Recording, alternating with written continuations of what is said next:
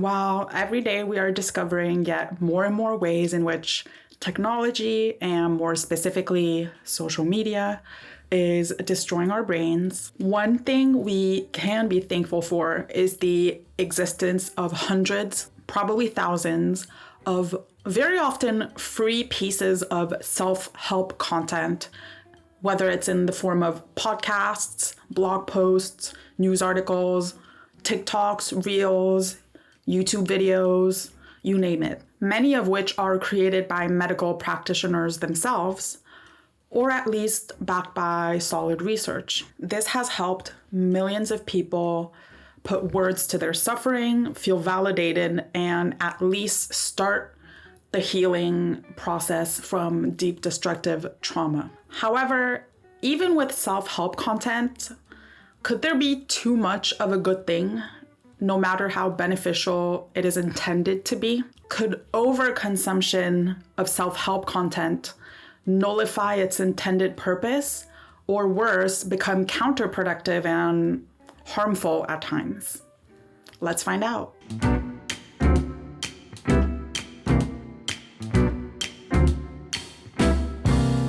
I decided to explore this topic because I myself have been consuming lots of self-help content to support my healing for years, and I still do. However, as extremely helpful as it has been many times, I have found myself wondering in my more pessimistic states, when I'm in darker moods, I have found myself wondering if me continuously watching this kind of content nonstop was actually helpful, or if it was actually a testament to its inefficacy, or if it was becoming the reason why I was suffering. Because I would get so devastated when I would feel bad, which is actually super normal, but I would feel so devastated because of all the time and energy that I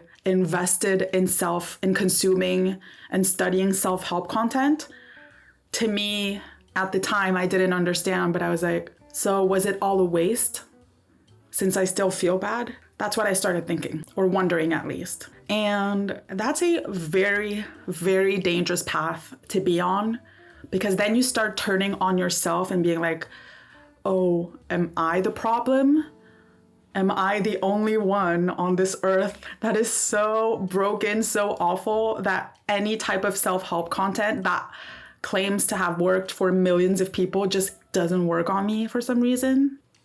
Be for real. And that is when I stumbled upon, yes, another self-help video. But this one was different. It wasn't like other self-help videos. It's from a channel called Healthy Gamer GG, which I understand the irony of me doing this right now in this video, but I strongly recommend it anyway, because it is, despite everything I'm going to say today, this channel is actually one of the top 3 self-help YouTube channels that I've encountered in my whole life. I mean, it's already huge, so a lot of you might know it already, but if you don't, I truly recommend it. The face of the channel goes by Dr. K, who's a psychiatrist who does a fantastic job of getting straight to the point, who manages to explain very complex mental and emotional, neurological, psychological processes in a very palatable, understandable way. And at the end, he always gives a couple of practical points and practical tips, which I think a lot of self-help content kind of misses.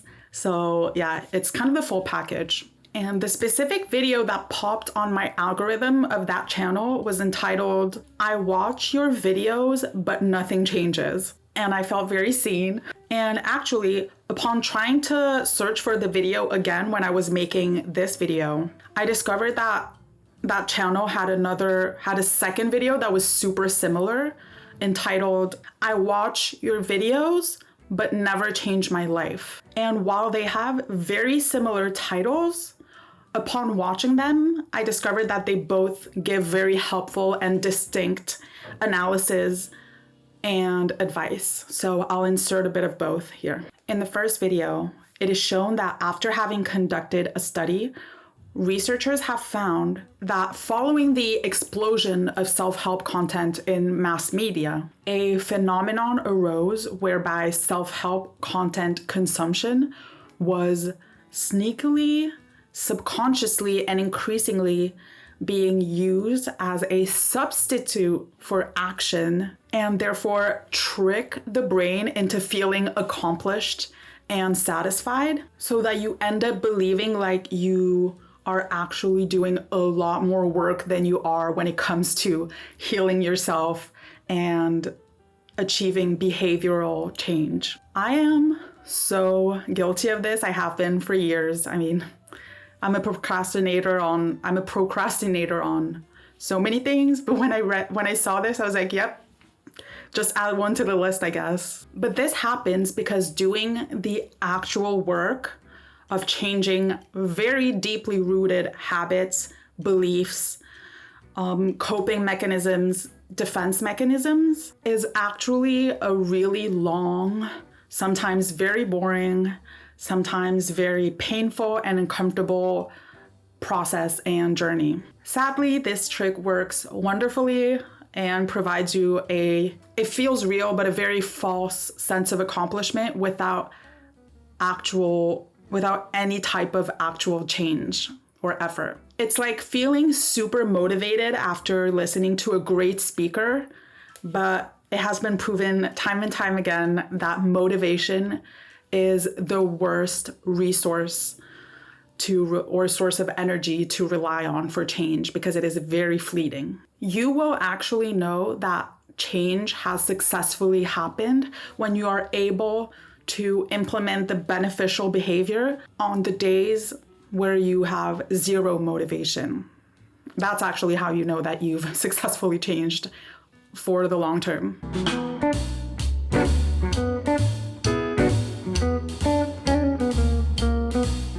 Now, interestingly, if you're not like me and you're not a procrastinator, it was actually found that ingesting a large amount of self-help content in a short amount of time was counterproductive anyway, because it reduces the effectiveness of your ability to retain information. In his book, Range: Why Generalists Triumph in a Specialized World, which I recommend to everyone, even specialists, David Epstein says, "I was stunned when cognitive psychologists I spoke with led me to an enormous and too often ignored body of work demonstrating that learning itself is best done slowly to accumulate lasting knowledge, even when that means performing poorly on tests of immediate progress.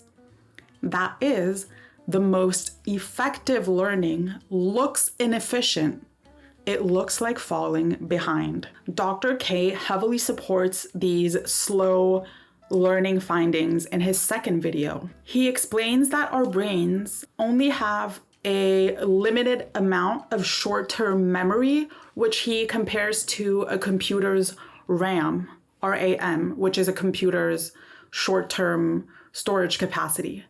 And we only have a limited capacity of daily short-term memory, which means that if you exceed the daily storage capacity in the short-term memory, if you add information before the information that you already ingested can be transcribed into the long-term memory, then any of the new information that you try to ingest on top of that will erase the information that you previously ingested. This means that you will have lost so much time and energy, and guess who will take the blame for not being able to remember it all?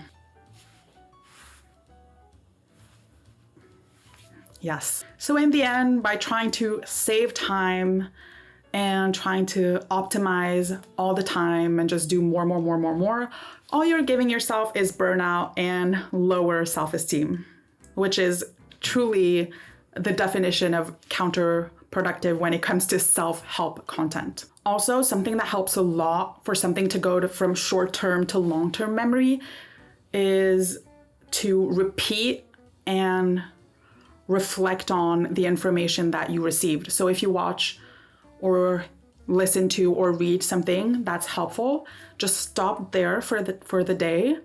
And then before hopping on to the next, just sit and think about it. Try to apply it to your life, to your past, present, or future. Try to write about it. I love to journal. I'll try to talk about it to someone. All of these things will really help you retain the information. But wow, when I read that quote from David Epstein's book, I was stunned because I was thinking how many times in school, always, were slow learners kind of ignored or punished for being slow or almost shamed at times. Also, I would always not complain, but I would note that it was kind of crazy how the further you go in your education, and I know that it's not their fault, it's like a time issue, but the further you go in your education, the less time you spend on more and more complicated subjects, which didn't make sense to me. Like in university, I was just shocked, and it's even worse when you get to master's level.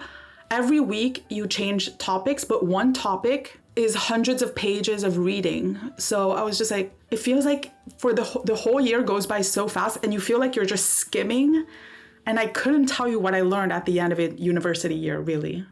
I mean, I could kind of, but if you were to test me on the entire thing, it would be impossible. And so I found it very validating when I found another quote from the same book from David Epstein that says, "It is precisely the opposite of what science recommends for durable learning. One topic was probably confined to 1 week and another to the next. Like a lot of professional development efforts, each particular concept or skill gets a short period of intense focus and then on to the next thing, never to return. That structure makes intuitive sense, but foregoes another important desirable difficulty, spacing or distributed practice." So what David Epstein refers to when he says spacing, it's actually now a pretty commonly known memorization technique. But if you don't know it, it refers to deliberately lengthening the time between your first introduction to a piece of information and the subsequent review of that same piece of information. And this technique was proven many times to be by far the most effective when it comes to long-term memory retention. If I remember well, in the book, David Epstein talks about a couple studies, but one that really stuck with me was one where they took two groups of people who were learning Spanish, and both groups had to learn the same list of vocabulary, except that one group was being tested either the same day or the next day, and the other group was going to be tested a month later. And they found that 8 years after that, the group that was tested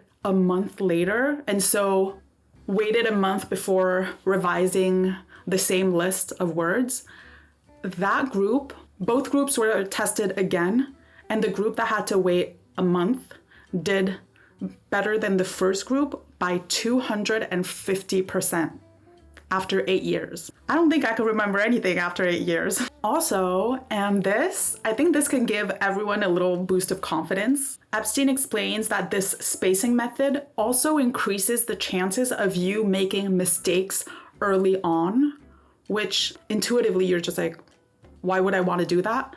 But it turns out that with spacing, it's the most effective method of remembering anything in the long term. It's a tale as old as time. You learn best from your mistakes. I can say that I am a testament and living proof of that, because if I was to remember my past exams, I think the things that I would remember the most are my big mistakes, and I would never make them again. So coming back to self-help content consumption, once you consume something that you actually find helpful, just stop there for the day and even for a little while. Reflect on it.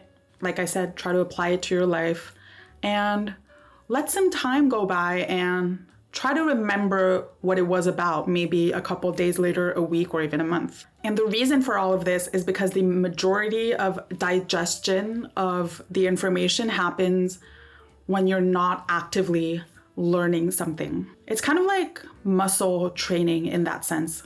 Weight training, strength training. People will tell you from the start that rest is just as important as exercise because your muscle actually grows at rest only.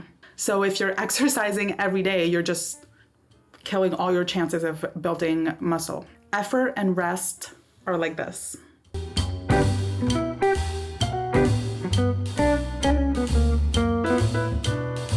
Okay, now there are 2 extra points that I would like to share with you because I have learned them the hard way. The first one being, do not make healing or self-help your identity or your life purpose or main source of happiness and self-love. This will hurt you in a couple ways. First of all, because it will keep you in a constant state of need for healing, because otherwise, if you're fully healed, then you're gonna lose your sense of self-esteem, your sense of self, and what makes you feel good. Secondly, it creates a very toxic idea that the best you, fully realized you, the you that's worthy of love and acceptance is always in the future.